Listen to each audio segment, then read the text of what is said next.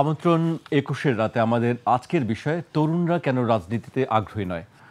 আমাদের সঙ্গে স্টুডিওতে উপস্থিত আছেন এবি পার্টির যুগ্ম সাধারণ সম্পাদক ব্যারিস্টার সানি আব্দুল হক, আপনাকে স্বাগত জানাচ্ছি। আমাদের সঙ্গে আছেন গণ অধিকার পরিষদের মুখপাত্র ফারুক হাসান, আপনাকেও স্বাগত জানাচ্ছি। আমাদের আজকে আলোচনার বিষয়ে তরুণরা কেন রাজনীতিতে আগ্রহী নয়, এই বিষয়ে যাওয়ার আগে আমি একটু পেছন দিকে যেতে চাই। আমরা কালকে একটি জরিপ দেখেছি, সেই জরিপটি প্রকাশ করেছে South Asian Network on Economic Modelling, SANEM ও আন্তর্জাতিক উন্নয়ন সংস্থা অ্যাকশন এইড। আমি একটু উল্লেখ করতে চাই, দেশের ৩৯% তরুণ মনে করেন আসন্ন ত্রয়োদশ জাতীয় সংসদ নির্বাচনে বাংলাদেশ জাতীয়তাবাদী দল বিএনপি ক্ষমতায় আসতে পারে। আর ২১% তরুণ মনে করে আগামী নির্বাচনে ক্ষমতায় আসতে পারে জামায়াতে ইসলামী। এছাড়া জাতীয় নাগরিক পার্টির পক্ষে ১৬% তরুণ মত দিয়েছেন। আর আরেকটি বিষয় যেটি তারা উল্লেখ করছেন, রাজনীতিতে আগ্রহী নন ৮৩% তরুণ। আমি প্রথমেই এই প্রশ্নটিতে আসতে চাই যে তরুণরা কেন আসলে রাজনীতিতে আগ্রহী নয়, এই জরিপের ফলাফল অনুযায়ী আমি বলতে চাই আসলে। জি, আপনাকে ধন্যবাদ, আমার সহ আলোচককে ধন্যবাদ, এবং সর্বোপরি ২১-এর রাতের সকল দর্শকদেরকে আমি সালাম ও শুভেচ্ছা জানাচ্ছি। হ্যাঁ, আপনি আজকেও এটা নজরে এসছে, আজকে তো প্রায় অনেক পত্রপত্রিকায় এটা প্রধান শিরোনাম আকারে চলে এসছে যে south Asian Network on Economic modelling এবং অ্যাকশন এইডের যৌথ প্রচেষ্টায় একটা তারা জরিপ চালিয়েছে, সেখানে আপনি তো ফিগারটা বললেন আর কি। তো এটা যদি আমি সাম আপ করে বলি, যদি আপনি এটা বলতে চান যে তরুণরা রাজনীতিতে আসতে চাইছে না, এটাতে আমার দ্বিমত আছে। আমি মনে করি যে আসলে ব্যাপারটা বোধহয় রাইট অপোজিট, উল্টোটা। এটা হয়তো বছর ৫ আগে বা বছর ১০ আগে বললে হয়তো এটা কিছুটা হয়তো একমত হওয়ার সুযোগ ছিল, কিন্তু বিশেষ করে লাস্ট ইয়ারের যে জুলাই আপরাইজিং, এরপরে একটা বড় তরুণদের মধ্যে একটা বড় ইনফ্লাক্স কিন্তু চলে এসছে রাজনীতিতে। আমি যদি একদম ক্যাটাগরিক্যালি বলি, আমাদের দলের মধ্যে almost 50% or more than that যাকে বাংলাদেশের বিবেচনায় তরুণ মনে করা হয় বা যুবক মনে করা হয়, তারাই কিন্তু শীর্ষ নেতৃস্থানীয় পদগুলোতে আছে। পাশাপাশি আমার সহ আলোচক যিনি আছেন, তার গণ অধিকার পরিষদ, সেখানেও তো আসলে তারুণ্যের ছড়াছড়ি। আপনি রিসেন্টলি যে দল গঠিত হয়েছে, যে জাতীয় নাগরিক পার্টি এনসিপি, সেখানে তো আসলে বৃদ্ধ কেউ আছে কিনা এটাই দেখার বিষয়। সো এখানে আমার দ্বিমত আছে, এবং আমি মনে করি যে তরুণদের নেতৃত্বে আসার, রাজনীতিতে আসার, এই দেশের পুনর্গঠনে অংশগ্রহণ করা একটা জোয়ার বইছে এখন বলে আমি মনে করি। জি, আমি ফারুক হাসানের কাছে আসতে চাই। আসলে আপনিও কি তাই মনে করেন যে আসলে সানি আব্দুল হক যিনি বললেন? জি, আমি তার সাথে অনেকটাই একমত। আসলে দেখেন, বিগত ৫-৭ বছর আগের যে রাজনৈতিক পরিস্থিতি বা কালচার আমরা যদি চিন্তা করি, তখন আসলে রাজনীতিতে তরুণরা কিছুটা বিমুখ বা অনেকটাই বিমুখ ছিল। কেন? কারণ তৎকালীন যে রাজনৈতিক পরিস্থিতি বা কালচার, এটা ছিল আসলে এক প্রকারের প্রতিহিংসার রাজনীতি, এবং এখানে তরুণরা নিজেদেরকে যে কোঅপ করার একটা পরিবেশ, ওই পরিবেশটা ছিল না।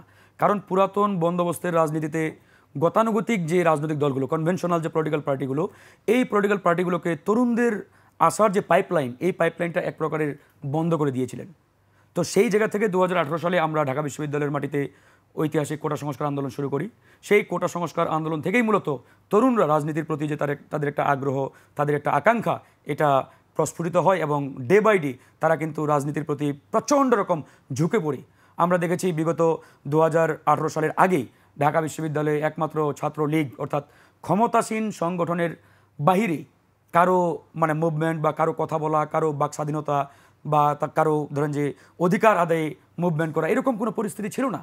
সেই জায়গা থেকে আমরা আসলে অনেক আন্দোলন সংগ্রাম, ত্যাগ তিতিক্ষার বিনিময়ে এক প্রকারের মাটি কামড়ে ঢাকা ইউনিভার্সিটির মাটিতে আমরা এই আন্দোলনটাকে ধরেন যে শুরু করি এবং জারি রাখি। তারপরে আমরা দেখলাম যে তরুণদের মধ্যে যে একটা অনীহা ছিল, এই অনীহাটা ডে বাই ডে কেটে যাচ্ছে। তারা রাজনীতির প্রতি তাদের একটা ঝোঁক এবং একটা আকাঙ্ক্ষা তৈরি হচ্ছে। তারা ডে বাই ডে আমাদের তৎকালীন যে ছাত্র সংগঠন, সেই সংগঠনে যোগ দিচ্ছেন, এবং ভালোই একটা সাড়া আমরা পাচ্ছি। এরপরে দীর্ঘ ৫-৭ বছর কেটে গেল, আবার এই কোটা আন্দোলন শুরু হলো ২০২৪ সালে।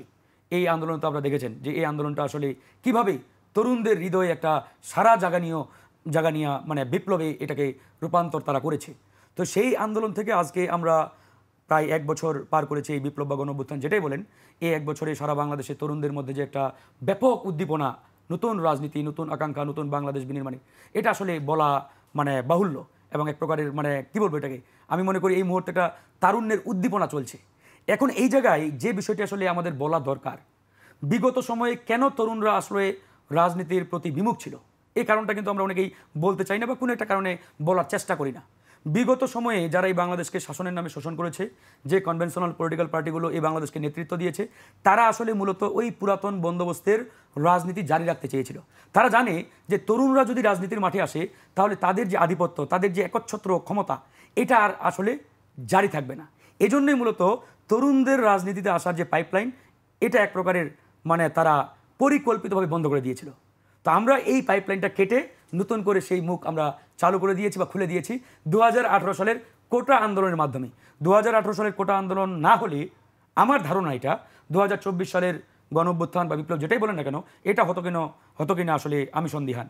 তো সেই জায়গা থেকে আমি মনে করি এই যে আজকের তারুণ্যের বিপ্লব, তারুণ্যের যে উদ্দীপনা, এই যে তরুণদের রাজনীতির প্রতি এতটা আগ্রহ আকাঙ্ক্ষা, এটা শুরু হয়েছিল 2018 সালের কোটা আন্দোলনের মাধ্যমে।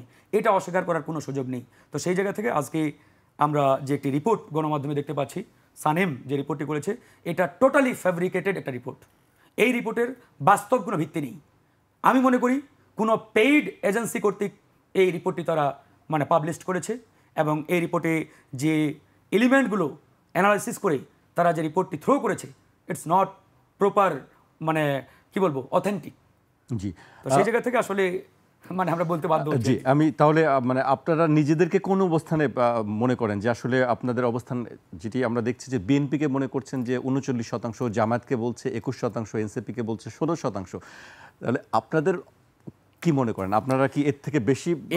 এখানে আপনি দেখেন, আমি জরিপের কথা বাদ দিয়ে যেহেতু তৃণমূলের রাজনীতি করি, আমি ধরেন যে আমার নির্বাচনী এলাকা ঠাকুরগাঁও 2, বালিয়াডাঙ্গি টু হরিপুর, ধর্মগড়, কাশীপুর, 16টি ইউনিয়ন নিয়ে আমার নির্বাচনী এলাকা। তা আমি মাসে 3-4 বার এলাকায় যাই, মানে মোটা দাগে প্রত্যেক মাসে 10-12 দিন আমি এলাকায় সময় দিই বা 15 দিন এলাকায় সময় দিই। এই যে রিপোর্টটি তারা প্রকাশ করেছে, এখানে 16% ফর এনসিপি, জাতীয় নাগরিক পার্টিকে তারা দেখিয়েছে। আমি জাস্ট তাদের এই মানে পয়েন্টটি ধরে যদি আগাই, জাতীয় নাগরিক পার্টি এই গণঅভ্যুত্থানে তাদের যে নেতারা, এরা একসময় আমাদের সাথেই অধিকাংশ ছাত্র নেতা রাজনীতি করেছে, আমাদের দলেই, আমাদের মাধ্যমেই তারা রাজনীতির মাঠে আসছে এবং তারা এই আন্দোলনে সম্মুখ সারিতে নেতৃত্ব দিয়েছে, এটা অস্বীকার করার কোনো সুযোগ নেই। এবং তারা বাংলাদেশে এখন হাইলাইটেড নেতা। তো সেই জায়গা থেকে তাদের পার্টি গঠন হয়েছে কিছুদিন আগে, এখনও বোধহয় 1 বছর হয় নাই। তবে তাদের পার্টির এখন পর্যন্ত আই থিঙ্ক বোধহয় 30%-এর উপরে জেলা কমিটি নাই। তারা কিছুদিন আগে নিবন্ধনের জন্য তারা পেপার সাবমিট করেছে, সেখানে দেখলাম বোধহয় 26টি কি 27টি জেলা কমিটি তারা সেখানে জমা দিয়েছে। তো যে পার্টির 30টির অধিক জেলা কমিটি এখনো হয় নাই, 100-র অধিক উপজেলা কমিটি নাই, এবং তৃণমূলে আই থিঙ্ক ধরেন জনগণ এখনও খুব একটা জানে না জাতীয় নাগরিক পার্টি সম্পর্কে, বাট তাদের লিডারদের চিনে, যেমন হাসনাত, আপনার সার্জিস, নাহিদ আলম, এদের সবাইকে চিনে। সংবাদ মাধ্যমে যারা কথা বলছে, টিভিতে, মিডিয়াতে, সোশ্যাল মিডিয়াতে তারা বক্তব্য রাখে, তারা দেখে। বাট তাদের যে পার্টি জাতীয় নাগরিক পার্টি, এই জাতীয় নাগরিক পার্টি তৃণমূলে আই থিঙ্ক 95% মানুষ এখনো চিনে না।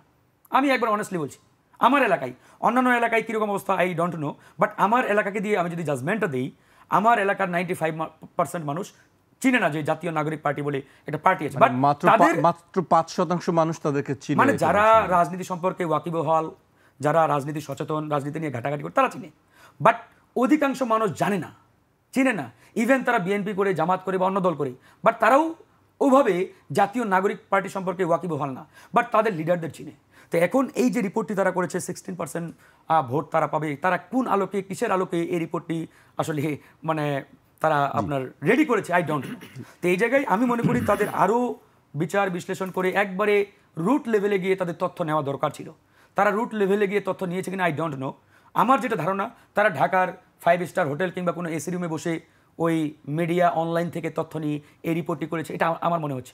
কারণ আপনি দেখবেন মিডিয়াতে অনেক সময় পুল দেওয়া হয়, পোল মানে ভোটের পোল, যে অমুক দলকে আপনারা কিভাবে দেখছেন। তো সেখানে দেখা যায় কোনো একটা স্পেশাল দলকে 95% মানুষ ভোট দেয়, কিন্তু বাস্তবিক অবস্থা আপনি যদি চিন্তা করেন রুট লেভেলে গেলে কিন্তু ঠিক তার উল্টো চিত্রটা আমরা দেখতে পাই। তো এই জন্য সোশ্যাল মিডিয়ার ডেটা আর বাস্তবিক data so much different, totally different. আপনি যদি সোশ্যাল মিডিয়ার ডেটার উপরে ডিপেন্ড করে কোনো রিপোর্ট দেন, এটা কোনোভাবেই অথেন্টিক হবে না। জি, আমি সানি আব্দুল হকের কাছে আসতে চাই এবার। আপনার এবি পার্টি আসলে কোন অবস্থায় আছে? এবি পার্টি কি মনে করে যে আমরা দেখলাম যে শতাংশগুলা যে বড় দলগুলোর শতাংশই, এবি পার্টির কোন অবস্থায় আছে আপনি মনে করেন? যে দেখুন, আমার সমালোচক যেটা বললেন আর কি, যে রিপোর্ট কিন্তু প্রশ্নবিদ্ধ এবং এই রিপোর্টের অ্যাকুরেসি নিয়ে কিন্তু কোশ্চেন আছে। না, আমি রিপোর্ট বাদ দিলাম, আমি আপনার কাছে জানতে চাই আপনার দলের অবস্থান কোথায় আসলে আসলে? এটা দলেরটা বলছি, তার আগে ওভারঅল বলিনি। সেটা হল যে এখন যে নতুন বাংলাদেশের কথা আমরা বলছি, নির্বাচনকে সামনে রেখে এখনো একেবারে মানে শতাংশের আকারে কোন দলের কত শতাংশ, এটা এখনো বোধহয় মানে টু প্রিম্যাচিওর। এটা এখনো ওই প্রপার রিফ্লেকশনটা আসবে না। আমরা এখনো নিজেদের দল আকারে আমরা কত পার্সেন্ট ভোটকে অ্যাট্রাক্ট করতে পারছি বা পারছি না, ওই বিষয়ে আমরা আসলে কোনো দলের মধ্য থেকে কোনো জরিপ চালাই নাই। কিন্তু আমরা যেটা করছি, যেটা সামনে নির্বাচনকে সামনে রেখে আমরা আমাদের মতো করে প্রস্তুতি চলছে। আমাদের একটা কমিটি করা হয়েছে, যে কমিটি রিপোর্ট তৈরি করছে যে বাংলাদেশে আমাদের পটেনশিয়াল ক্যান্ডিডেটস বিভিন্ন জায়গায় মানে up and down the country কোনগুলো হতে পারে। তো আসলে এই নির্বাচনের যদি proper reflection in terms of voting percentage যদি আপনি নিতে চান, ভোটের এই মানে সূক্ষ্ম বা সঠিক একটা প্রতিফলন জানার জন্য আমাদেরকে আরও কিছুদিন ওয়েট করতে হবে। আমরা কি 300 আসনের প্রার্থী দেওয়ার চিন্তা ভাবনা করছেন? আমরা আসলে এখনও যেমনটা বলছিলাম যে আমরা এখনও নীতিগতভাবে এখনো কোনো জোটে যাব না। জোটের প্রসঙ্গটা আমি বলছি না এখনই, আমি বলছি যে আপনারা যে ভোট করবেন নিশ্চয়ই, যে ভোট নিশ্চয়ই করব, সেখানে কি আপনার 300 আসনই প্রার্থী দেওয়ার কোনো চিন্তা ভাবনা আছে দলের থেকে নাকি?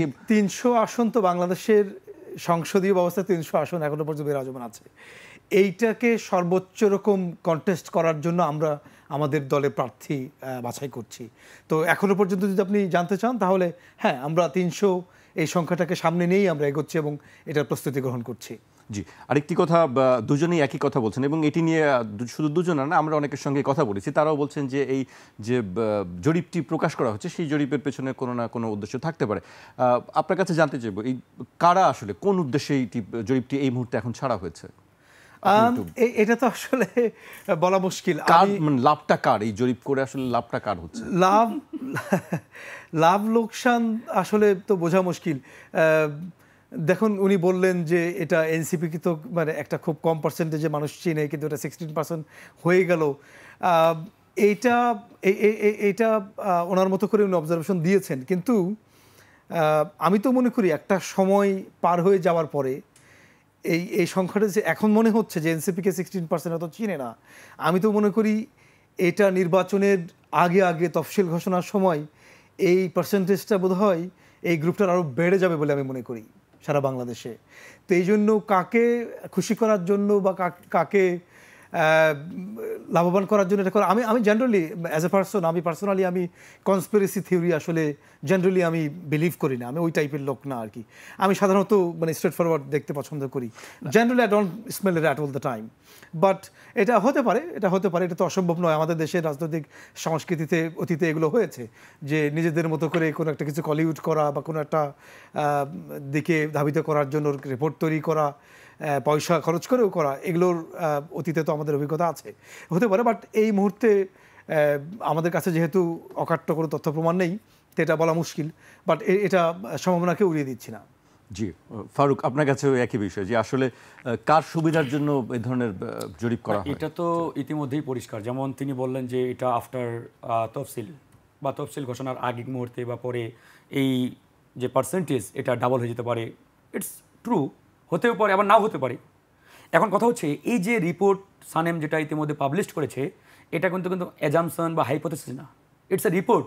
এবং তারা যেটা তাদের রিপোর্টে উল্লেখ করেছে যে তারা ক্লাউড ডেটা অ্যানালাইসিস করে এবং তৃণমূল থেকে ডেটা সংগ্রহ করে তার উপর বেস করে তারা এই মানে ফলাফলটা থ্রো করেছে। এখন আমার প্রশ্ন, অ্যাট দিস টাইম এই মুহূর্তে জাতীয় নাগরিক পার্টির পার্সেন্টেজ কত হতে পারে? আমি তো আসলে ওই আফটার ইলেকশন শিডিউল বা তার আগে ওই অ্যাজামশনের উপর ভিত্তি করে এই মুহূর্তে একটা রিপোর্ট পাবলিশ করতে পারি না। তিনি তো সেটা বলেন নাই যে আমরা অ্যাজামশনের উপরে ভিত্তি করে এই রিপোর্টটা পাবলিশ করলাম। তারা বলেছে যে তারা ডেটা অ্যানালাইসিস করে কালেকশন করে তার উপরে বেস করে এই রিপোর্টটা পাবলিশ করেছে। এখন আমার প্রশ্ন, এই মুহূর্তে কি আসলেই 16% পার্সেন্টেজ তাদের আছে? যদি না থাকে তাহলে তো অবভিয়াসলি বলতেই হয় এটা একটা প্রশ্নবিদ্ধ রিপোর্ট। আর রিপোর্টটা যদি প্রশ্নবিদ্ধ হয়ে থাকে তাহলে কাদেরকে ফোকাস করার জন্য, কাদেরকে লাইমলাইটে নিয়ে আসার জন্য এই রিপোর্টটি করা হয়েছে, এটা তো আসলে ওপেন সিক্রেট। এটা কি আর মানে বলার কোনো মানে মানে ইয়া আছে? এটা তো ওপেন সিক্রেট যে একটা নির্দিষ্ট দলকে আসলে সামনে নিয়ে আসার জন্য, জনগণের সামনে থ্রো করার জন্য, বা তাদেরকে আসলে লাইমলাইটে নিয়ে আসার জন্য এটা করা হচ্ছে। আজকে দেখেন গণ অধিকার পরিষদের পজিশন, এটা যদি আপনি আমাকে জিজ্ঞেস করেন যে এই মুহূর্তে আমরা যে মধ্যম পন্থার রাজনীতি করি, এই মধ্যম পন্থার পলিটিক্যাল পার্টি হিসাবে একমাত্র বিএনপি, জামাত ইসলামীর পরে আমাদের একটা জনভিত্তি আছে এবং তৃণমূলে আমাদের কমিটি আছে। যেমন আমাদের 64 জেলা, প্রত্যেকটি উপজেলা, ইভেন আমাদের 80% ইউনিয়ন পর্যন্ত কমিটি আছে, ওয়ার্ড পর্যন্ত কমিটি আমাদের কাজ চলমান। মোটা দাগে আপনি যদি পলিটিক্যাল পার্টি যারা প্রথম সারির, কয়টা পলিটিক্যাল পার্টির আপনার তৃণমূলে এরকম কমিটি আছে, জনভিত্তি আছে, এই কোয়েশ্চেনটা করলে আপনি কিন্তু উত্তর পেয়ে যাবেন। আমরা যে মধ্যম পন্থা রাজনীতির কথা বলছি, তো সেই জায়গা থেকে আমাদের একটা জনভিত্তি আছে। তারপরেও কিন্তু আমরা অনেক বিষয়ে আমাদের দুর্বলতা যেটা রয়েছে আমরা বলি যে আসলে আমাদের নানান দুর্বলতা রয়েছে, নানান আমাদের ল্যাকিংস রয়েছে। তো আমাদের সেই জায়গা থেকে এই বিষয়গুলো বারবার আমরা থ্রো করার চেষ্টা করি। এই যে 300 আসন নিয়ে বলা হলো, আমরা ইতিমধ্যে আমাদের সেই কার্যক্রম শুরু করেছি। আমরা কিন্তু বলেছি যে আমরা 300 আসনে প্রস্তুতি নিব। তবে জোট হবে কি হবে না এ বিষয়ে চূড়ান্ত সিদ্ধান্ত আমরা এখনো নেই। আফটার দ্য ইলেকশন শিডিউল ঘোষণার পরে আমরা আসলে জোট মহাজোট কার সাথে করব, না আমাদের নেতৃত্বেই জোট হবে না এককভাবে করবে, এটা আসলে তফসিল ঘোষণার পরে আমরা সিদ্ধান্ত নিব। বাট তফসিলের আগ পর্যন্ত আমাদের 300 আসনের প্রস্তুতি চলবে। ইতিমধ্যে আমাদের 100 আসন রেডি হয়ে গেছে। আজকে এটা নিয়ে আমাদের সাংগঠনিক মিটিং, মানে আমরা চূড়ান্ত করে হয়তো 2-1 দিনের মধ্যেই আমরা আমাদের 100। জামায়াতের সঙ্গে আপনাদের কোনো জোট হওয়ার একটি সম্ভাবনা আমরা কি দেখছি কি? আসলে জামাত ইসলামী বা বিএনপি বা অন্য কারোর সাথে এই মুহূর্তে জোট হবে আবার হবে না এরকম চূড়ান্ত জাজমেন্টে আমি যাব না বা বলার সুযোগ নেই। সম্প্রতি দেখেছি জামায়াতের সঙ্গে আপনাদের একটি মিটিং ছিল, না একটি না একাধিক মিটিং হয়েছে। জামাত ইসলামের সাথে আমাদের একাধিক মিটিং হয়েছে। বলা হয়েছে জামাতের পক্ষ থেকে বলা হয়েছে, আপনাদের পক্ষ থেকে আমরা কোনো বক্তব্য পাইনি। জামাতের পক্ষ থেকে বলা হয়েছে যে জোট হয়েছে এবং একসঙ্গে কাজ করার ব্যাপারে। ওই নিউজটি আসলে সঠিক নিউজ ছিল না। আমরা প্রতিবাদ পাঠিয়েছি পরে মিডিয়া হাউজে। আসলে আমাদের লাস্ট যে জামাত ইসলামের সাথে মিটিংটা হয় সেটা বেশ কয়েকটা এজেন্ডার আলোকে, যেমন পিআর পদ্ধতিতে নির্বাচন, এটা আমরা একমত পোষণ করেছি।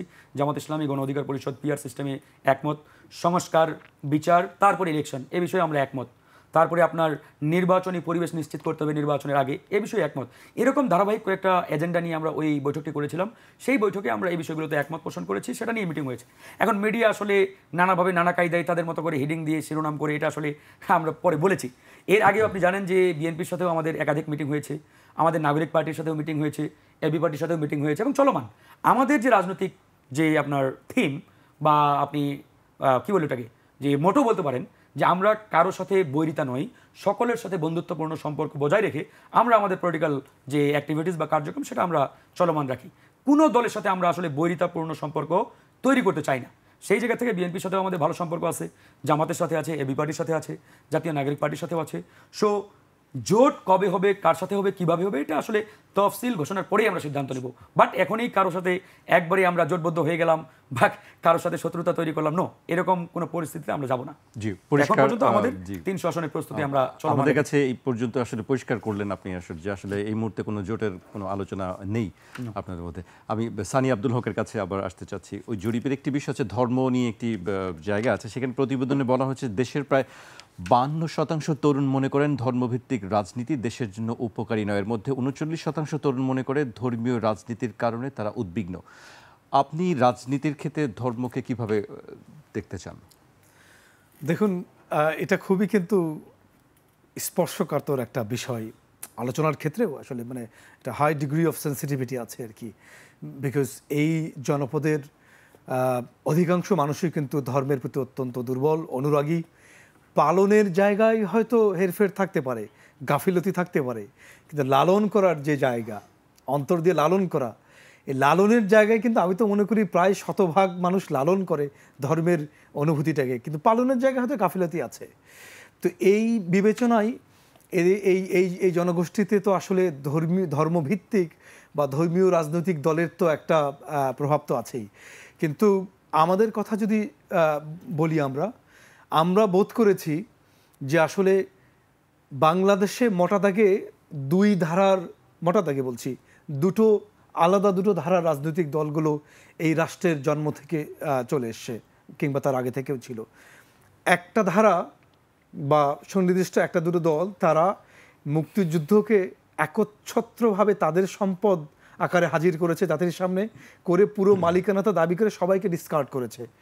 কিন্তু মুক্তিযুদ্ধের অ্যাসপিরেশনটা কী ছিল? এটা আমাদের একটা জাতীয় গৌরবের অর্জন, আমাদের সবার অংশীদারিত্ব, সবার অংশগ্রহণেই তো হয়েছে। হ্যাঁ, একটা সুনির্দিষ্ট দল হয়তো এটাকে লিড করেছে, কিন্তু স্বতঃস্ফূর্ত অংশগ্রহণের মাধ্যমেই তো আমরা এই দেশটাকে স্বাধীন করতে পেরেছি। তো আমরা আসলে আমাদেরকে একটা নির্দিষ্ট দল এটাকে ডিজোন করেছে পুরো জনগোষ্ঠীকে, এটার উপর দাঁড়িয়ে থেকে একটা রাজনৈতিক বয়ান হাজির করেছে তারা। এইটা একটা ধারা। আরেকটা ধারা আছে যে ধর্মকে তথা ইসলামকে আসলে ডক্ট্রিন আকারে হাজির করে, একটা তত্ত্ব আকারে হাজির করে। ইসলামের যেমন ধরুন একটা দিন আকার, একটা দিন, হ্যাঁ, এইটা একটা দিক।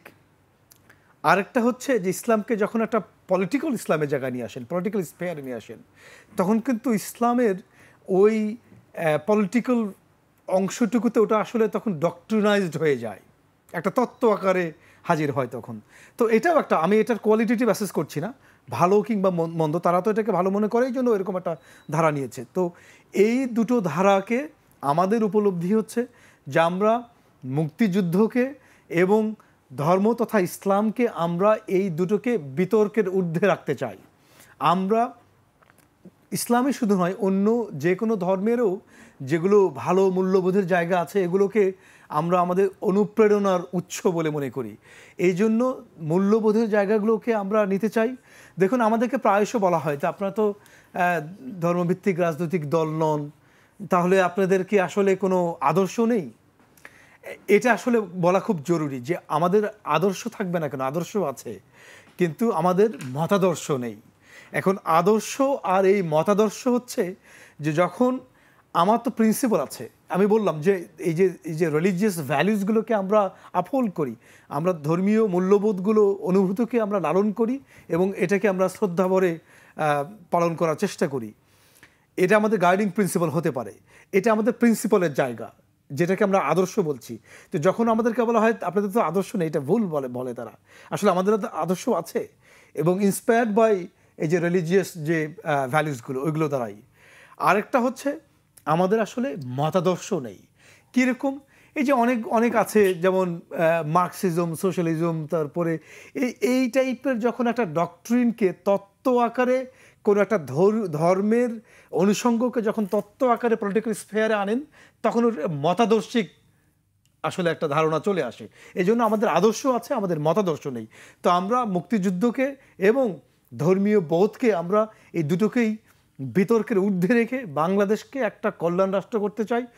আমরা এমন রাজনীতির বন্দোবস্ত চালু করতে চাই যেটার মূল ভিত্তি হবে অধিকার। মানে ধর্মভিত্তিক রাজনীতিকে কি সমর্থন করেন আপনারা? ধর্মভিত্তিক রাজনীতিকে আমি পার্সোনালি এটাকে অবলম্বন করে রাজনীতি করতে চাই না। আমার দল ধর্মকে পুঁজি করে বা অবলম্বন করে রাজনীতি করতে চায় না বলেই তো আমরা আসলে নতুন করে একটা নতুন ধারার রাজনৈতিক দলের সূচনা করেছি। কিন্তু যারা ধর্মকে গণতান্ত্রিক প্রক্রিয়ায় মধ্য দিয়ে যারা ধর্মভিত্তিক দল, তাদের দলের অ্যাক্টিভিটিসের প্রতি আমার প্রফাউন্ড রেসপেক্ট আছে।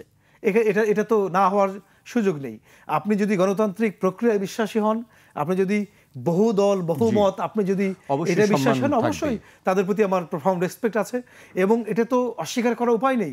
ইসলামিক দল বলুন বা অন্যান্য যে দলগুলো যারা আছে, যারা মতাদর্শিক রাজনীতি করে, তারা কিন্তু দেশের ক্রান্তি লগ্নে বিভিন্ন সময়, ইনক্লুডিং আমাদের যে monsoon uprising last year, July যে আপরাইজিং, এটাতে আমরা সবাই কিন্তু কাঁধে কাঁধ মিলিয়ে রাজপথে মিছিলে স্লোগানে একসাথে সংগ্রাম করেছি।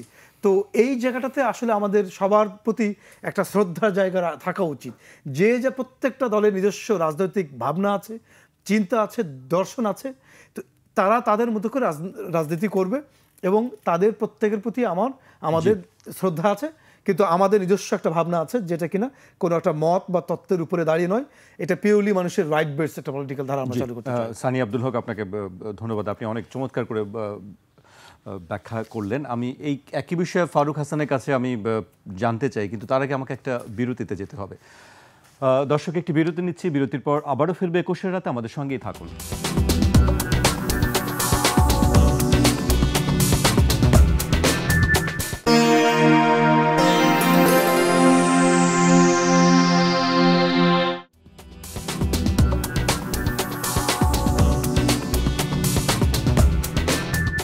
বিরতির পর আবারও স্বাগত। আপনারা দেখছেন ২১ রাত। আমাদের সঙ্গে আছেন এবি পার্টির যুগ্ম সাধারণ সম্পাদক ব্যারিস্টার সানি আব্দুল হক এবং গণ অধিকার পরিষদের মুখপাত্র ফারুক হাসান। ফারুক হাসান, আমি আপনাকে বলছিলাম যে ধর্মভিত্তিক রাজনীতিকে আপনারা কিভাবে দেখেন। আরেকটি বিষয় যেটি ধর্মভিত্তিক রাজনীতির কারণে উদ্বিগ্ন, এই উদ্বেগের কারণ কেন মানুষের মধ্যে? আসলে দেখুন, ধর্মভিত্তিক রাজনীতি এই জিনিসটা যখন আপনারা প্রশ্নটা করেন বা কেউ এই বিষয়টা থ্রো করে, মানে একবারই পরিষ্কারভাবে, মানে এটা এভাবে না বলে আপনারা বলতে পারেন যে ইসলাম ধর্মের উপরে বেজ করে বা ভিত্তি করে রাজনীতিটাকে আপনারা কীভাবে দেখেন। আপনারা কিন্তু এখানে বা এটা যেই করে, মানে এটা বলা হয় না যে হিন্দুরা যদি হিন্দু ধর্মের উপরে বেজ করে কোনো পলিটিক্যাল পার্টি করে বা কোনো ডক্ট্রিন, বাংলাদেশে সেরকম অবস্থা আমরা দেখি না। এই জন্যই আমরা বলছি যে ধর্ম ভিত্তিক, ধর্ম মানে তো নট অনলি ইসলাম, বাংলাদেশে তো ইসলামিক সংখ্যাগরিষ্ঠ, ইসলাম আছে, হিন্দু আছে, বৌদ্ধ আছে, খ্রিস্টান আছে, তাদের কোনো সংগঠন কিন্তু নেই রাজনৈতিক সংগঠন। আছে অনেক অনেক। আমি ভোটে নির্বাচনে কি আপনি দেখেন নির্বাচনে তারা হয়তো ওইরকম ধরেন যে চমক দেখাতে পারে না বা ওইরকম পার্সেন্টেজ পায় না, বাট আছে। হ্যাঁ, যেহেতু আমাদের সংখ্যাগরিষ্ঠ মুসলিম বাংলাদেশে, সুতরাং তারা হয়তো ওভাবে মানে নিজেদেরকে ফোকাস করতে পারেন বা সুযোগও কম। তো বাট আপনি যখন ধর্ম ভিত্তিক বলবেন, নর্মালি আপনার কিন্তু মাথায় আছে যে ধর্ম ভিত্তিক মানে ইসলাম ধর্ম, বাট আপনি ওই ইসলাম শব্দটাকে কোনো এক অজানা কারণে মুখ দিয়ে বলতে চাচ্ছেন না। তো আপনি যদি সরাসরি বলেন যে ইসলাম ধর্মের উপরে বেস করে রাজনীতি বা পলিটিক্যাল পার্টি, এটাকে আপনারা কিভাবে দেখেন? জি, অবশ্যই ইসলামকে ভিত্তি করে রাজনীতিকে আমরা কিভাবে। এবার আসেন, আমাদের সানি ভাই যেটি বললেন যে আমরা যেহেতু বহুদলীয় গণতন্ত্র বা মানে কি বলে এটাকে, মানে বহুদলীয় রাজনীতিতে বিশ্বাসী, সেই জায়গা থেকে বহু মত থাকবে, বহু দল থাকবে, নানান মত, নানান পথ ইত্যাদি। তো সেই জায়গা থেকে কোনো ডক্ট্রিনকে, কোনো মতাদর্শকে, কোনো মতবাদকে, কোনো নির্দিষ্ট আদর্শের পলিটিক্যাল পার্টিকে আমরা ডিনাই করতে পারি না বা নেতিবাচক চোখে দেখতে পারি না, পারার সুযোগও নেই। এবার আসেন, যারা ইসলাম ধর্মের উপরে বেজ করে রাজনীতি করে, এখানে কিন্তু দুটো বিষয় আছে। এক, ইসলাম ধর্মের উপরে বা ধর্মীয় রাজনীতি বা ধর্মভিত্তিক রাজনীতি। আরেকটা হচ্ছে ধর্মকে ব্যবহার করে রাজনীতি। That is totally different. ধরেন আপনি ধর্মকে বেজ করে রাজনীতি করতেই পারেন। যারা ইসলাম ধর্মের অনুসারী, আমি নিজেও ইসলাম ধর্মের একজন মুসলমান, প্র্যাকটিসিং মুসলমান, চেষ্টা করি। ইসলাম ধর্ম কিন্তু একটা পূর্ণাঙ্গ জীবন বিধান। এখানে A to Z প্রত্যেকটা বিষয় এখানে অন্তর্ভুক্ত, রাজনীতি থেকে শুরু করে। আপনি কি সেই জীবন বিধানগুলো কি আপনি রাষ্ট্রীয় পর্যায়ে আইনগতভাবে দেখতে চান? আমি প্র্যাকটিসিং, আমি আমার পলিটিক্যাল পার্টির যে ডক্ট্রিন, সেটা আমি এখানে কখনোই মানে মিসম্যাচ করব না। সেটা তো ধরেন আপনি যে কথা বলছেন সেই কথা তো আমরা সবাই মানি, সবাই চর্চা করি প্রত্যেকদিন জীবনে। সেটাই আসছি। আমার কথা হচ্ছে, কেউ যদি ধর্মকে বেজ করে পলিটিক্যাল পার্টি করে রাজনীতি করতে চাই, এটা একান্তই তাদের বিষয়। এখানে আপনি বাধা দেওয়ারও কেউ না, আবার তাদেরকে পুশ করে বাধ্য করে ওই রাজনীতি করতেই হবে এটারও আপনার কোনো অধিকার নেই। কেউ করতে চাইলে করতেই পারে, আপনি বাধা দেওয়ার কেউ না। আবার ধরুন কাউকে পুশ করে ওই রাজনীতি করতেই হবে, এটারও করার কোনো এখতিয়ার আপনার নেই। তো সেই জায়গা থেকে আমি একজন উদার গণতন্ত্রমনা, একজন উদার গণতান্ত্রিক ব্যক্তি হিসাবে আমি প্রত্যেকটা পলিটিক্যাল এরেনার যে আদর্শ, মতাদর্শ, রাজনৈতিক অ্যাঙ্গেল, চিন্তা, ডক্ট্রিন, তাদেরকে আমি শ্রদ্ধা করি, স্বাগত জানাই। এখানে বাধা দেওয়ার কোনো সুযোগ নেই, তারা করতেই পারে। আর আমার যে রাজনৈতিক মতাদর্শ বা চিন্তা, আমরা একটা কল্যাণমূলক রাষ্ট্র বিনির্মাণের রাজনীতি করি। আমরা চাই আগামীতে একটা কল্যাণমুখী রাষ্ট্র বিনির্মাণের মাধ্যমে আমরা জনগণের অধিকার আদায় করতে, জনগণের অধিকার বাস্তবায়ন করতে। এটা আমাদের একবারে পরিষ্কার আমাদের লক্ষ্য উদ্দেশ্য। সেই জায়গা থেকে আমরা একটা মধ্যমপন্থা রাজনৈতিক দল। আমাদের এখানে হিন্দু, মুসলমান, বৌদ্ধ, খ্রিস্টান সবাই আছে, ডান বাম মধ্যমপন্থী চিন্তা ভাবনার প্রত্যেকটা লেয়ারের মানুষ আমাদের এই দলে অন্তর্ভুক্ত। তো সেই জায়গা থেকে আমি মনে করি এই ধর্মভিত্তিক রাজনীতি বা ধর্মীয় রাজনীতি, এটা নিয়ে বিস্তর আলোচনার সুযোগ আছে। বাট এই আলোচনা আপনি যত প্রসিড করবেন, তত কিন্তু এখান থেকে দুর্গন্ধ বের হবে। নানানজন নানাভাবে এটাকে ব্যাখ্যা করবে, বিশ্লেষণ করবে। এই জন্য আমি ওই পথে ওই দিকে যেতে চাই না। আজকে ধরেন শেখ হাসিনা বিগত সময়ে একটা বক্তব্যে বলেছিল, আমি আগামীবার ক্ষমতায় আসলে মহানবী সাল্লাল্লাহু আলাইহি সাল্লামের যে ওই মদিনা সনদ অনুযায়ী দেশ চালাবো, বলছিল এই কথা। তা আপনারা তো সবাই জানেন। তো এই যে কথা, এই কথাটা কি আসলে ট্রু? সে কি আসলে মদিনা সনদ অনুযায়ী তার পরবর্তী সময় ক্ষমতায় এসে দেশ চালিয়েছিলেন? চালান নাই। তাহলে তিনি কি বলেছেন? যেটা বলেছেন ঠিক তার উল্টোটা করেছেন। তার মানে তিনি ধর্মটাকে পুঁজি করে ধর্মীয় ব্যবসার নামে রাজনীতিটা করেছেন। এটাকে বলে ধর্মকে ব্যবহার করে রাজনীতি। আর কেউ যদি সত্যিকার অর্থে ধর্মীয় রাজনীতি করে থাকে, যে ধর্ম যা বলে সেটা সে বাস্তবায়ন করা, অ্যাপ্লাই করার চেষ্টা করে, বা তার দল ক্ষমতায় আসলে ধর্মের যে নিয়ম বিধান বা তাদের ধর্মের যে কালাকানুন, সেগুলো তারা বাস্তবায়ন করার চেষ্টা করবে, এরকম একটা বিষয়। তো সুতরাং এটাতে আপনি বাধা দেওয়ার কেউ না, বা বাধা দেওয়ার সুযোগও নেই। কিন্তু কেউ যদি ধর্মকে ব্যবহার করে রাজনীতি করতে চাই, এটার আমরা ঘোর বিরোধী। কারণ ধর্মকে ব্যবহার করে রাজনীতি করার কোনো সুযোগ নেই, কোনোভাবেই না, যেটা বিগত সময় আওয়ামী লীগ করার চেষ্টা করেছে এবং করেছে। ধর্মকে পুঁজি করে ব্যবহার করে তারা তাদের রাজনীতিটা করার চেষ্টা করেছে। কেন?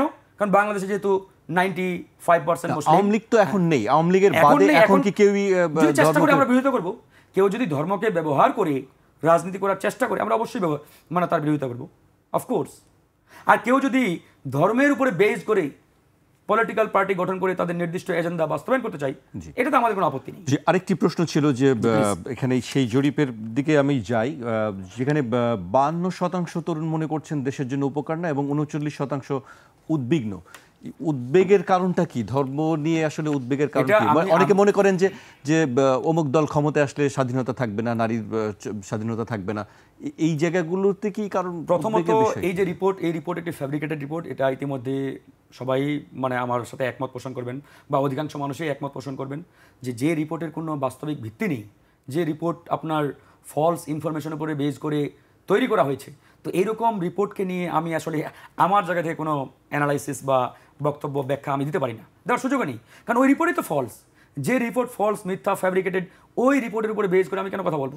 এখানে এই যে বললেন এটা কেউ উদ্বিগ্ন নয় বা দেশ যেটা বলছেন আপনি এখানে যে রিপোর্টের মানে পয়েন্টটি সামনে নিয়ে আসছেন, 49% তরুণ উদ্বিগ্ন। এখন অ্যাকচুয়ালি 49% তরুণ উদ্বিগ্ন কিনা, দ্যাট ইজ দ্য কোয়েশ্চেন। এটা তো প্রশ্নের বিষয়। কারণ ওরা যে তত্ত্বের উপরে বা যে তথ্যের উপরে বা যে এলিমেন্টের উপরে বেস করে রিপোর্টটা প্রস্তুত করেছে, সেই এলিমেন্টই তো মিথ্যা। সঠিক কিনা প্রশ্ন সাপেক্ষ বিষয়। তো এখন এখানে আপনি 49% তরুণের কথা বলছেন, আসলেই কি 49% তরুণ বলেছে কিনা সেটা তো আসলে বড় প্রশ্নের বিষয় না। এখন এরকম যদি কোনো অথেন্টিক রিপোর্ট আমাদের সামনে আসে যে 40% বা 45% হোয়াট এভার, যে তরুণরা উদ্বিগ্ন বা চাই না বা চাই ইত্যাদি ইত্যাদি, তাহলে ওটার উপরে বেস করে আমরা কথা বলতে পারি, কেন চাচ্ছে না, কী কারণে চাচ্ছে না ইত্যাদি নিয়ে অনেক আলোচনা হতে পারে। বাট যেহেতু মোটা দাগে এই রিপোর্টটাই সঠিক নয়, সুতরাং ওই রিপোর্টকে বেস করে আমি কোনো কথা বলতে চাই না। এবার আমার যেটি কথা, তরুণরা এই মুহূর্তে কী চাই এটা নিয়ে আপনি কথা বলতে চাই পারেন। এটা যদি প্রশ্ন করেন, আমার বক্তব্য সলিড। তরুণরা আসলে বিগত 50 বছরের বা 54 বছরের যে নষ্ট রাজনীতি, যে কুলুষিত রাজনীতি, এখান থেকে বেরিয়ে আসতে চাই। আর কোনো হানাহানি প্রতিহিংসার রাজনীতি দেখতে চাই না, মারামারি কাটাকাটির রাজনীতি দেখতে চাই না। তারা একটা সুন্দর, সুখী, সমৃদ্ধশালী বাংলাদেশ বিনির্মাণের কল্যাণমুখী রাজনীতি দেখতে চাই, যে রাজনীতিতে কোনো পলিটিক্যাল মারামারি থাকবে না, হানাহানি থাকবে না, কাউকে জোরপূর্বক কোনো পলিটিক্যাল পার্টিতে ইনভলভ করা, মিটিং মিছিলে নিয়ে যাওয়া, এরকম কোনো কালচার, সংস্কৃতি থাকবে। এইটা সবাই চায়, এটা মানে ফারুক, এটি তো প্রত্যেকটা মানুষই চায়, প্রত্যেকটি রাজনৈতিক দলই চায় এবং সবাই একই কথাই প্রতিদিনই বলেন, কিন্তু আমরা সেটি বাস্তবে দেখতে পাই না। আমি সানি আব্দুল হকের কাছে আসতে চাই এবং অন্য প্রসঙ্গে আসতে চাই। আজকে প্রধান নির্বাচন কমিশনার কথা বলেছেন এআই, কৃত্রিম বুদ্ধিমত্তা, এআই নিয়ে কথা বলেছেন যে এআই এর মিস ইউজ হচ্ছে এবং রাজনীতির ক্ষেত্রে এটি আমরা খুব বেশি দেখছি এবং সংবাদ মাধ্যমগুলো দেখছি খুব মিস ইউজ হচ্ছে। এইটি আসলে এই অপব্যবহার রোধটা আপনারা কিভাবে দেখছেন, এটা বা কিভাবে এটি নিয়ন্ত্রণ করা বা মোকাবেলা করা, এটি আপনাদের রাজনৈতিক যেমন প্রয়োজনীয়, সেটি গণমাধ্যমের ক্ষেত্রে একই কথা বলতে চাই। কিভাবে দেখছেন এই পদ্ধতিকে? যে আসলে আমরা তো একটা নতুন জমানায়, সুবিধা অসুবিধা দুটাই কিন্তু আছে। জি জি, আমরা একটা তো নতুন জমানায় বাস করছি। দেখুন, আমি কিন্তু আমার এই আইন পেশার পাশাপাশি আমি ইউনিভার্সিটি লেভেলে পার্ট টাইম, খুবই পার্ট টাইম, মানে হাফ এ ডে উইক পড়াই। তো ক্লাসে তো স্টুডেন্টদের সাথে অনেক ইন্টারাকশন হয়, যেমনটা লিগ্যাল প্রফেশনাল ক্লায়েন্টের সাথে তো আর এত কথা হয় না, কিন্তু ক্লাসে যেমনটা অনেক কথা হয়। তা আমি বলে থাকি যে আমার সামনে যারা স্টুডেন্ট বসা থাকে, যারা বর্তমান জমানা যারা স্টুডেন্ট ইউনিভার্সিটিতে সেকেন্ড ইয়ার, থার্ড ইয়ারে বা ফার্স্ট ইয়ারে পড়ে, দেখুন তারা এক ধরনের যুগে বাস করে। আমি আমার কথা বলি, আমি যে বয়সের, আমি একটা এই সিভিলাইজেশনের একটা হিউজ ট্রান্সফরমেশন দেখেছি। আমি এরকম হয়েছে আমার যে আমি যখন আমি নটরডেম কলেজের স্টুডেন্ট ছিলাম, আমি চিঠি লিখেছি বাবার কাছে, আমার পয়সা শেষ হয়ে গেছে, গায়ে জ্বর এসছে, বাবা চিঠি পেয়ে 3-4 দিন পরে টাকা পয়সা নিয়ে বাজার খরচ করে নিয়ে এসছে। আমি আবার গায়ে জ্বর বেশি হওয়ার কারণে ওই দিনই চলে গেছি, 2 জন হয়তো মাঝখানে রাস্তায় 2 পথ দিয়ে এসে হয়েছিলাম। আমরা এরকম একটা যুগ দেখেছি যেখানে কোনো মোবাইল ছাড়া আমরা চলেছি, এরকম একটা। কিন্তু এখন তো এটা চিন্তাও করা যায় না। তো এই যে আধুনিক প্রযুক্তি ব্যবস্থার উৎকর্ষ সাধনের পাশাপাশি মানুষের জীবনাচরণে, মানুষের চাহিদায়, মানুষের চিন্তা চেতনায় আসলে অনেক পরিবর্তন ঘটেছে। এখানে যদি 10 জন মানুষ বাইরে যদি দেখেন বসে আছে, তার মধ্যে 9 জনই বোধহয় নিজেদের মধ্যে করে আলাদা করে মোবাইল চাপছে এবং এটা আরও বেশি অ্যাডভান্স লেভেলে যাচ্ছে আস্তে আস্তে, গ্র্যাজুয়ালি আসলে এআই দ্বারা ডমিনেটেড হচ্ছে। এখন ধরুন যে আমরা কি করতাম, আমরা আগে নিজের মাথা খাটিয়ে ড্রাফট করা বা চিঠি লেখা এগুলো কোনো কিছু, আপনি আস্তে করে মোবাইলটা বের করে চ্যাটজিপিটিকে বলবেন যে an application for delay fine. আমি একদিন এটা নিজে দেখেছি যে আমি ছেলেবেলায় আমাদের পরীক্ষার খাতায় ইংলিশে make an application for delay ফাইনের জন্য, মৌকুফের জন্য, বিলম্ব মৌকুফের জন্য আবেদন করার জন্য কত কষ্ট করে পড়েছে। আর এখন আপনি শুধু চ্যাটজিপিটিকে বলবেন ডিলে ফাইন অ্যাপ্লিকেশন লেখো, খুব দারুণ দারুণ সব ফরম্যাট চলে আসবে। তো এটা তো আসলে আমরা প্রযুক্তির নতুন একটা যুগে বাস করছি, এটা তো অনেক অসুবিধা অফকোর্স আছে, কিন্তু তাই বলে কিন্তু আমরা মানে we can't get rid of it. এখান থেকে গেট অ্যাওয়ে হওয়ার, এটাকে পরিহার করে সেই পেছনের দিকে আসলে যাওয়ার তো আসলে সুযোগ, ব্যাকওয়ার্ড তো যাওয়ার, ফরওয়ার্ডে যেতে হবে। এখন প্রশ্ন হচ্ছে যে আমরা আসলে টু হোয়াট এক্সটেন্ট আমরা আমাদের প্রাত্যহিক জীবনে, সামাজিক জীবনে, রাষ্ট্রীয় জীবনে আমরা আমাদের সমাজের তো একটা নিজস্ব ভ্যালু সিস্টেম আছে, আমাদের সমাজের নিজস্ব একটা গতি আছে এবং আমাদের একটা নিজস্ব মেজাজ আছে। আমাদের ভ্যালু সিস্টেম, আমাদের ওন পেস এবং আমাদের এই যে এই সমাজের চিত্রকে ধারণ করে আমাদের একটা একটা একটা নীতি নির্ধারণ করা দরকার যে আমরা আসলে এই যুগের সাথে কোন পেস নিয়ে আসলে এগোবো। তো আপনি যেমনটা বলছিলেন, যথার্থই বলেছেন যে গণমাধ্যম বলুন, বিশেষ করে সামাজিক যোগাযোগ মাধ্যমগুলোতে যে যার মতো করে ভিডিও তৈরি করা, আপনি খুব সুন্দর করে করে আছেন, আপনাকে ওই এআই দিয়ে আপনাকে একটা নেকেড বানিয়ে শুধু মুখটা লাগিয়ে, এবং রাজনীতি নেতা-নেত্রীদের বেশি শিকার হচ্ছে, এক ধরনের চলছে, এক্স্যাক্টলি কণ্ঠ প্রায় সিমিলার করা যায়। আপনি টেলিফোন কনভারসেশন আরেকটা মেয়ের সাথে জুড়িয়ে দিয়ে তার ক্যারেক্টার অ্যাসাসিনেশন, এগুলো আসলে হচ্ছে। তো এই জন্য আমাদের আসলে একটা হলিস্টিক প্রিভেন্টিভ মেজার্স আমাদেরকে অ্যাডাপ্ট করতে হবে, যে আমাদের যে তথ্য প্রযুক্তির যে আইনগুলো আছে এগুলোকে আরও কঠোর করা, শুধু কঠোর কাগজে কলমে নয়, এটাকে প্রায়োগিক জায়গা থেকেও সুনিশ্চিত করতে হবে, যাতে মানুষ বুঝতে পারে যে প্রযুক্তির you can make the best use of it but you can't abuse it. এই অ্যাবিউজ করা আর making the best use of the technology, এই দুটোর যদি মানুষকে আমরা যদি প্রপারলি এডুকেট করাতে পারি। আসলে এডুকেশন সবসময় কি দেখুন, আমার মানে রিপ্রেশন কিন্তু সবসময় কাজে লাগে না। সবসময় যে আপনি মানে এটা করবেন না, করলে দণ্ড খাবেন, সাজা খাবেন, এটার আপনি জেল জরিমানা হবে, it doesn't work all the time, সবসময় না। কিন্তু আমাদের কিন্তু এই সোশ্যাল সিস্টেমের মধ্যে একটা মানুষকে যে প্রপারলি এডুকেট করানো, যে এটার ভালো দিক কোনটা, খারাপ দিক কোনটা, যদি এটা করতে পারা যায় না, তাহলে আমাদের একটা যে সাস্টেইনেবল, একটা টেকসই আসলে একটা কোয়ালিটেটিভ চেঞ্জ আসবে। কিন্তু মানুষকে আসলে ভয়ভীতি দেখালেও মানুষের কিন্তু এটা খুব বেশি পরিবর্তন আসে না। একটা উদাহরণ দেই, দেখুন আমরা তো গেল কয়েক বছর আগে এই যে রেপ কেসের জন্য, ধর্ষণের জন্য আগে কি ছিল, সর্বোচ্চ সাজা ছিল আসলে যাবজ্জীবন কারাদণ্ড, এই তো। এরপরে কি করা হয়েছে, তখন একটা দাবি উঠেছিল যে এটাকে মৃত্যুদণ্ড করতে হবে, এটা সরকার মেনে নিয়েও মৃত্যুদণ্ড করেছে। কিন্তু আপনি দেখুন মৃত্যুদণ্ড করার পরে কি আসলে রেপের সংখ্যা কমেছে? মোটেই কমে নাই। তো আসলে কি বোঝা গেল, যে সবসময় দণ্ড, সাজা এগুলো কিন্তু এই কোনো অফেন্স ঠেকাতে যে খুব বেশি সহায়ক হয় এমনটা দাবি করা ন্যায্য হবে না। এই জন্য মনে করছি যে আমাদের সামাজিকভাবেই কিন্তু প্রয়োগটাও তো জরুরি, আইনের প্রয়োগটাও তো সেই সঙ্গে আইনের প্রয়োগটা আছে, কিন্তু প্রয়োগ নেই। তাহলে তো মানে যে অপরাধ করবে সে মনে করবে যে এটা তো আমি যে কোনোভাবেই প্রয়োগ করতে হবে। এই বিষয়ে আবার যেন এরকম মানে আমি দণ্ডের বিরোধী নই, দণ্ড থাকতে হবে এবং যে অপরাধ করবে সে যেন এর কনসিকুয়েন্স সম্পর্কে, এর পরিণাম সম্পর্কে যেন বুঝে অপরাধ করার সময় যে আমাদের কিছু দৃষ্টান্ত তৈরি করতে হবে, দৃষ্টান্ত তৈরি করতে হবে। এবং অ্যাবাভ অল যেটা সবার উপরে যেটা করা দরকার, আমাদেরকে স্কুল, কলেজ, ইউনিভার্সিটি এবং আমাদের যে পারিবারিকভাবেও একটা সচেতনতা তৈরি করতে হবে। Education is very important. জি, আমি শেষ পর্যায়ে চলে এসেছি, বা আমি ফারুক হাসানের কাছে আসতে চাই। এআই এর মিসইউজ নিয়ে নিশ্চয়ই আপনাদেরকে মোকাবেলা করতে হবে, বিশেষ করে নির্বাচনের সময় যত আসবে বা রাজনৈতিক পরিস্থিতি যত নিয়ে আলোচনা হবে ততই এই বিষয়গুলো আরও সামনে আসবে। আপনারা কিভাবে এটি মোকাবেলা করবেন, বা আসলে এটি নিয়ন্ত্রণ করার কি সলিউশন আছে আপনার কাছে? ইতিমধ্যে আর্টিফিশিয়াল ইন্টেলিজেন্স, যেটা এআই টেকনোলজি, এটা আসলে ব্যাপকভাবে বাংলাদেশে ব্যবহার শুরু হয়েছে বা ব্যবহার করছেন আমাদের যারা অনলাইন ব্যবহারকারী। জি, তো আজকে আমাদের নির্বাচন কমিশন থেকে প্রধান নির্বাচন কমিশনার বোধহয় এরকম একটা বক্তব্য দিয়েছেন যে আগামী ইলেকশনের আগে এআই টেকনোলজি কিভাবে এটাকে আমরা কন্ট্রোল করতে পারি বা ব্যবহার মানে নির্বাচন কেন্দ্রিক যে কার্যক্রম এটাতে তারা এক প্রকারের নিষেধাজ্ঞা দেওয়ার চিন্তা ভাবনা করছেন। আমি মনে করি এটা আসলে তাদের জায়গা থেকে এটা যথোপযুক্ত সিদ্ধান্ত। কিছুদিন আগে তারা আরেকটা সিদ্ধান্তের কথা জানিয়েছিলেন যে আগামী ইলেকশনে যে আপনার পেপার কি বলে কাগজি যে পোস্টারিং, এই পোস্টারিংটাও তারা মানে নিষিদ্ধ করবেন। এটাও একটা ফলপ্রসূ সিদ্ধান্ত বলে আমি মনে করি। আসলে দেখেন বাংলাদেশে আসলে আইন কিন্তু পর্যাপ্ত আছে, মানে এত আইন, আমার ধারণা পৃথিবীর কোনো দেশে এত আইন নাই। বাট আমাদের প্রত্যেকটা ল আপনার মান্ধাত্য আমলের এবং সেকেলের। এই আইনগুলো আপডেটেড করা, এগুলোকে ইমপ্লিমেন্ট করা, অ্যাপ্লাই করা, এটা আসলে খুব একটা আমাদের চোখে পড়ে না। যেমন আমাদের সানি ভাই খুব চমৎকারভাবে বললেন।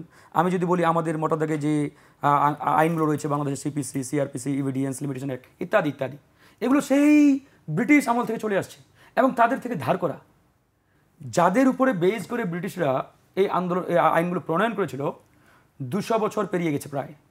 ব্রিটেনে এই আইনগুলোর নাম গন্ধ কিন্তু এখন নাই, তারা অনেক বেশি আপডেটেড।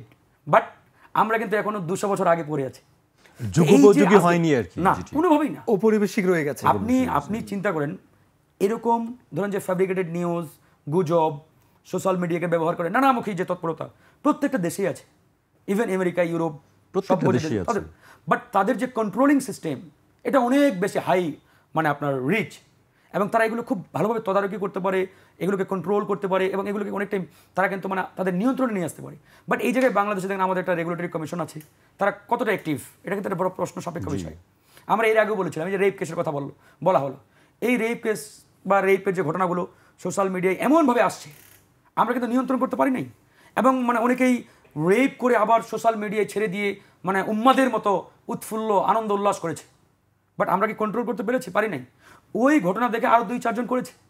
শুরুতে আমরা এমনও দেখেছি ভিকটিমের ছবি মানে মিডিয়াতে চলে আসছে, যাই হোক পরে এটা আমরা তীব্র প্রতিবাদের ফলে ভিকটিমের ছবি না, পরে যারা আপনার আইন কিন্তু আছে, কিন্তু সেই আইন তো মানছি না। এই জন্যই বলছি এখানে সরকারকে দেখানো যাবে না বা তাকে সামনে আনা যাবে না, গভর্নমেন্টকে তৎপর হতে হবে। গভর্নমেন্টের যে এজেন্সিগুলো রয়েছে, যে প্রতিষ্ঠানগুলো রয়েছে, এগুলোকে আরও প্রোঅ্যাক্টিভ হতে হবে এবং এগুলোকে কার্যকর পদক্ষেপ নেওয়ার যে তাদের সক্ষমতা এটা আরও বাড়াতে হবে।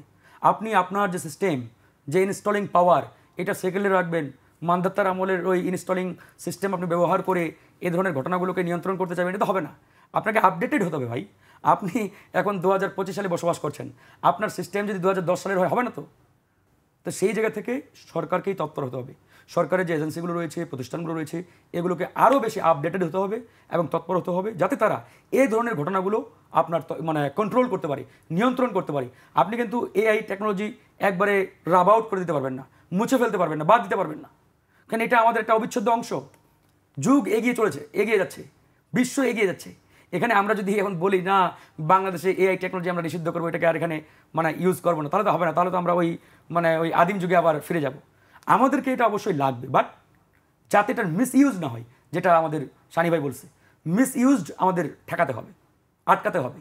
অন্যথায় এটা এমনভাবে ছড়িয়ে পড়বে আগামীতে এটাকে কেন্দ্র করে নানামুখী যে বিগত সময়ের ঘটনাগুলো ঘটেছে সেরকম ঘটনা আবারও ঘটতে পারে। যেমন ধরেন কেউ ছড়িয়ে দিল নির্বাচনের আগে যে অমুককে মানে আরেকজন নারী কেলেঙ্কারিতে ইত্যাদিতে বা মেরে ফেলেছে, এগুলো হয় বাড়ানো।